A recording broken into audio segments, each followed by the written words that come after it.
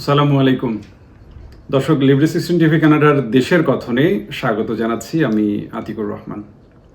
দর্শক, আপনারা ইতিমধ্যেই জানেন যে ছাগলকাণ্ডের যিনি মহানায়ক মতিউর রহমান এবং সেই মহানায়কের স্ত্রী লাকি বাংলাদেশে রীতিমতো বোমা ফাটিয়েছেন এবং তার এই বোমা ফাটানোর যে কাহিনী, সেটি জাতীয় গণমাধ্যম সহ জাতীয় বেশ কয়েকটি পত্রিকা সেই নিউজ কাভার করেছে।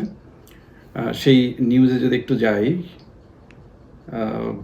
বেশ চমকপ্রদ কিছু কথা বলেছেন উনি, মানে বাংলাদেশের পার্সপেক্টিভে চমকপ্রদ কথাটি আমি ব্যবহার করলাম এই কারণেই। আমি নিউজের ভিতরে একটু যাই, তাহলে আপনারাও বিষয়টা বুঝতে পারবেন। টানা 2 সপ্তাহ আত্মগোপনে থাকার পর অবশেষে লোক লজ্জার পর্দা সরিয়ে জনসম্মুখে আসলেন এনবিআরের সাবেক সদস্য মতিউর রহমানের স্ত্রী লায়লা কানিজ লাকি। মহিলা আসলেই সত্যি অনেক লাকি।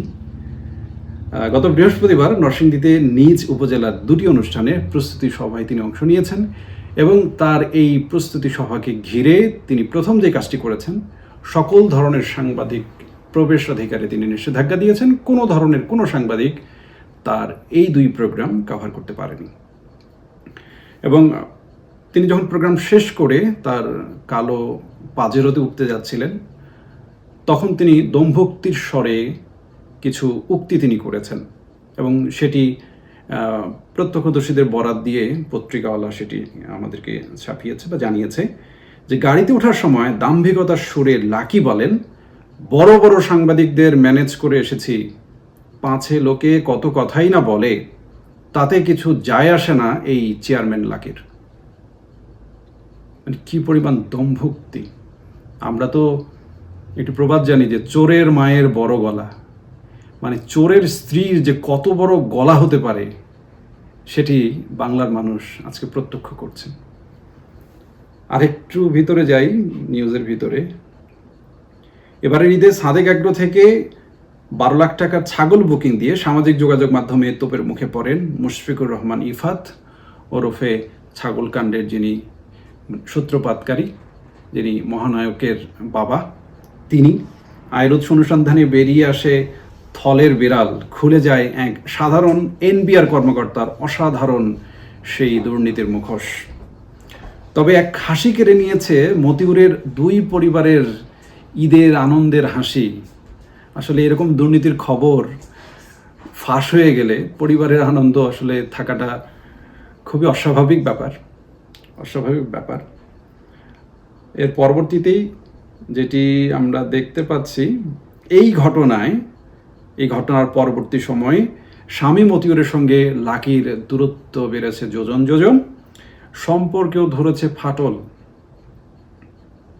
দেশ ছাড়ার পরিকল্পনা করলেও অবশেষে শুভাকাঙ্ক্ষীদের পরামর্শে তিনি এই প্রকাশ্যে আসেন এবং নিজের উপজেলা পরিষদের 2টি অনুষ্ঠানে অংশ নিয়ে দম্ভক্তি করে তিনি আবারও বলছেন, কোট, ঢাকা ও নরসিংদীর জাতীয় পত্রিকা এবং টেলিভিশনের বড় বড় সাংবাদিকদের মোটা অঙ্কের টাকা দিয়ে কিনেই তবে এই অনুষ্ঠানে এসেছি। তারা আর কিছুই করতে পারবে না, নিউজ সহ সব কিছু থেমে যাবে। সুপ্রিয় দর্শক, মানে চিন্তা করে দেখেন, এটা কিসের আলামত? বাংলাদেশে আসলে কিসের আলামত চলছে?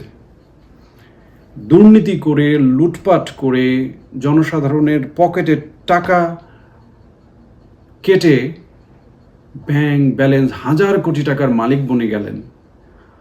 আর সেই ভদ্র মহিলা দম্ভক্তির সুরে আজকে বলছেন যে সবাইকে নাকি টাকা দিয়ে কিনেছে, কেউ তার কোনো কিছুই করতে পারবে না। মানে চিন্তা করা যায়, মানে কোথায় বসবাস করছি। তারপরে ওনার এই ভেতরের খবর আরও অনেক কিছু লিখেছে, আনুষঙ্গিক অনেক বিষয় এসেছে। তবে সর্বশেষ মোটা দাগে আমি যে কয়েকটি বিষয় তুলে ধরতে চাই, সেটি হলো এই ভদ্র মহিলা ছিলেন সরকারি কলেজের একজন অবসরপ্রাপ্ত শিক্ষিকা। তিনি যদি অবসরপ্রাপ্ত শিক্ষিকাই হয়ে থাকেন, তাহলে এই 1000 কোটি টাকার মালিক বনে তিনি কিভাবে গেলেন, সেটি একটি বড় প্রশ্ন আমাদের সামনে। এবং স্থানীয় সাংবাদিকরা খোঁজাখুঁজি করে যে বিষয়টি জানতে পেরেছেন, সেটি খুব মজার এবং অনেক চমকপ্রদই বলা যায়। সেটি হলো উনি চিহ্নিত রাজাকার আব্দুল কাদিরের নাতনি, এবং এই স্বীকৃত রাজাকার আব্দুল কাদিরের নাতনি এই লাকি, এই ভদ্রমহিলা আওয়ামী লীগ, বাংলাদেশের আওয়ামী লীগ যে ৭৫ বছর পালন করলো, সেই দলের আওয়ামী লীগের দুর্যোগ ত্রাণ ব্যবস্থাপনা এবং সমাজ কল্যাণ বিষয়ক সম্পাদক। খুব ভালো পোস্ট উনি পেয়েছেন, মানে দুর্যোগ দুর্বিপাকে মানে কিভাবে সাধারণ মানুষের ত্রাণ কিভাবে আত্মসাৎ করা যায় এবং এটি দিয়ে সমাজ কল্যাণ না করে নিজের কিভাবে কল্যাণ করা যায় সেটির একটা ফিরিস্তি, মানে একটা অবয়ব এই লাকিকে দেখলেই বুঝতে পারা যায় আর কি। একজন রাজাকার পরিবারের সন্তান হয়েও আওয়ামী লীগের রাজনীতিতে তিনি আসেন এবং সেই ইলেকশনে আওয়ামী লীগের থেকেই নমিনেশন পেয়েছেন এবং ইলেকশন করেছেন। এবং আরেকটি যেটি খবর, যে স্থানীয় এক প্রভাবশালী আওয়ামী লীগ নেতার সাথে তার বেশ দহরম মহরম একটা সম্পর্ক ছিল। শুধু তাই নয়, একজন সাবেক মন্ত্রীর সাথেও তার বেশ সম্পর্কের আনাগোনা ছিল, যারই ফলশ্রুতিতে রায়পুরা উপজেলা পরিষদ নির্বাচনে বিনা প্রতিদ্বন্দ্বিতায় এই মহিলা জিতে বেরিয়ে এসেছেন। তার মানে লিঙ্কটা কত দূর পর্যন্ত বিস্তৃত সেটি আসলে একটু ভাবলেই বোঝা যায়। এখন আমার প্রশ্ন, তিনি যে দাম্ভিকতার সুরে কিছু কিছু মানে দম্ভক্তি করলেন, যে বড় বড় সাংবাদিকদের তিনি ঢাকায় গিয়ে টেলিভিশনের বড় বড় সাংবাদিকদের তিনি ম্যানেজ করেছেন, সেই সাথে পত্রিকার বড় বড় সাংবাদিকদের তিনি ম্যানেজ করেছেন। এখন আমরা সাধারণ মানুষ, বাংলাদেশের সাধারণ মানুষ আসলে জানতে চায় মানে কারা সেই সাংবাদিক এবং কি পরিমাণ টাকা তিনি এই সাংবাদিকদের পিছনে লগ্নি করেছেন, এটিও জাতি জানতে চায়। তিনি তো সব কিছুই জানাচ্ছেন। একমাত্র একটা ছাগল যদি এই রকম দুর্নীতিবাজকে ধরতে পারে, নিশ্চয়ই বাংলাদেশে যারা প্রশাসনিক কর্মকর্তা আছেন বা উচ্চ পদে যারা আসীন আছেন, তারা নিশ্চয়ই এই বিষয়গুলো সামনে এসে এটার একটা মূলোৎপাটন করবেন, এটার তথ্য এবং উপাত্ত কালেক্ট করবেন। এবং সাংবাদিকরা আসলেই কি এরকম মোটা অঙ্কের টাকা খেয়ে কারো বিরুদ্ধে সংবাদ ছাপানো বন্ধ করে দেয়, নাকি পত্রিকার যারা মালিক আছে তারাও মোটা অঙ্কের টাকা খেয়ে এরকম নিউজ টেলিকাস্ট করা সেটাও বন্ধ রাখেন? সেটিও এখন একটি বড় প্রশ্ন হয়ে দাঁড়িয়েছে আমাদের সামনে। সেটিও বাংলাদেশের সাধারণ মানুষ যাদের পকেটের টাকা মেরে এই হাজার হাজার কোটি টাকা নিয়ে দেশে পাচার করছে, তারাও আসলে জানার অধিকার রাখে। আরেকটি বিষয় যেটি সবারই দৃষ্টি কেড়েছে, সেটি হলো বাংলাদেশে একটি বৃহৎ রাজনৈতিক দল আওয়ামী লীগে এই সকল রাজাকারের মানে জায়গা হয় কিভাবে? এটি কি দেখভাল করার মতো কেউ নেই? সেটিও একটি বড় প্রশ্ন।